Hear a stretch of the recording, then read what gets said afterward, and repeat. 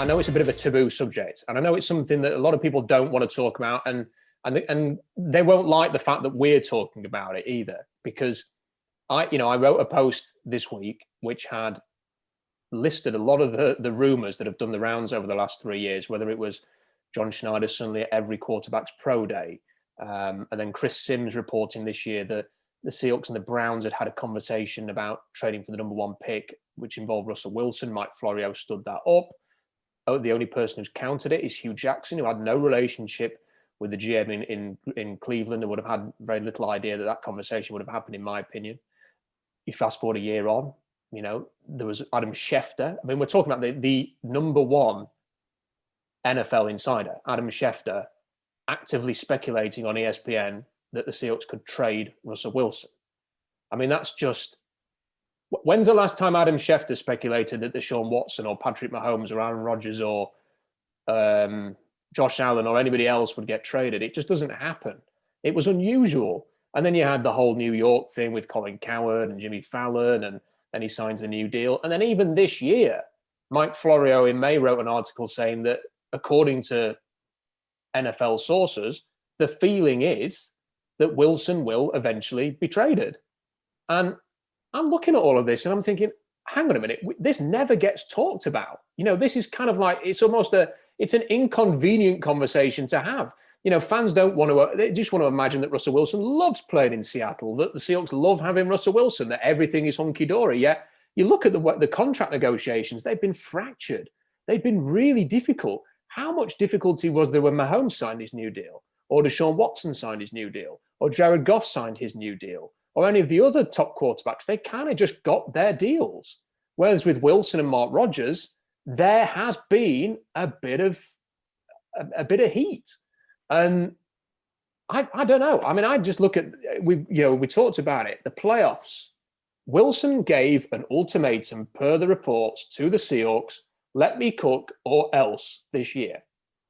And the Seahawks, to their credit, let him cook, and it worked for a while until it didn't work anymore. And now they've gone back to this.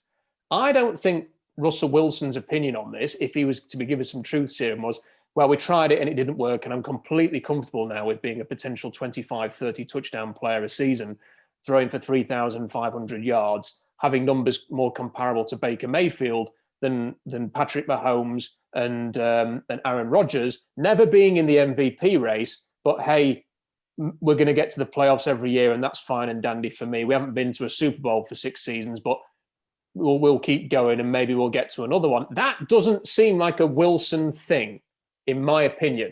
And if the Seahawks are determined under Carroll, who's just signed a 5-year contract, to do things Pete's way and to play Pete ball, whether it is next year or the year after, unless this style delivers the Super Bowl rings that Russell wants to validate him as one of the best that ever did it, I think he will want to play at a team where he can have the kind of power that Tom Brady has in Tampa Bay. Tom Brady, does anyone really think that Bruce Arians wanted Rob Gronkowski and Antonio Brown? No. That was Tom Brady making those signings. And he may want to go somewhere where he can say, get me that guy, and that guy's in next week. And he may want to be somewhere where they say, Russell, what do you want to do on offense this week? We'll do it. And he may well want to be somewhere where the GM rings Russell up 2 days before the draft and says, Russell, we've got these 3 guys we've got our eye on. Who do you fancy having? Which receiver do you like? Who have you had a look at? Because you better believe Russell Wilson liked one of my tweets, a bloke in Rotherham, about Jonathan Taylor before the draft last year. You better believe that he's got his finger on the pulse on which draft prospects are out there who happen to play the skill positions on offense.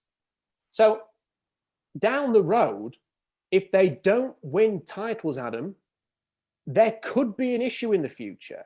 And it could lead to a situation where Wilson goes to a big market somewhere and gets to be king.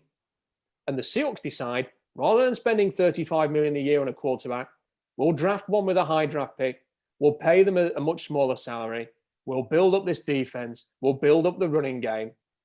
We'll be a more complete circle team. And our younger quarterback who's not earning as much, we just need somebody who can convert some third downs and be a 30 touchdown a season quarterback who isn't going to have any expectations about being the MVP. They may well be fine with that just as much as Russell Wilson will be fine playing somewhere else. Why shouldn't we have this conversation is the question that I would say. What do you think, Adam? Carroll is a competitor. Wilson is a competitor. Simpatico in that regard. But you are also right in saying that, Andy Reid and Patrick Mahomes, they're on the same page. And Matt LaFleur and Aaron Rodgers, do you know what? I don't think Aaron Rodgers likes anybody other than himself. I think Aaron Rodgers wakes up every day and the only person he thinks about is Aaron Rodgers. But at the same time, their aims are aligned. Matt LaFleur is an offensive-minded coach. Aaron Rodgers, in his scheme, is probably going to be the MVP this year. Has had maybe the best season of his career. You look. I'm guessing that Nick Caserio in Houston is going to appoint a coach that can get the best out of Deshaun Watson and work closely with Deshaun Watson. Might be wrong. Might appoint a defensive guy. Don't know. We'll see. It's Houston. They make silly decisions. Josh Allen has got Brian Darboh. I don't get the impression that Sean McDonough is dictating anything on that offense in Buffalo. In Seattle, Pete Carroll is the identity. It's his vision. It's his philosophy. It's all about what he believes is winning football. And Russell Wilson, in my opinion, wants to be LeBron James, Kobe Bryant, Patrick Mahomes, any of the legendary sporting figures that have been around in the last 20 years.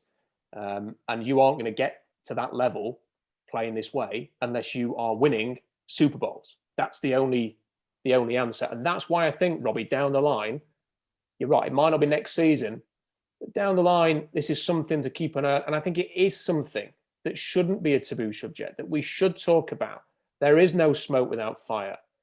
This has been discussed in the media.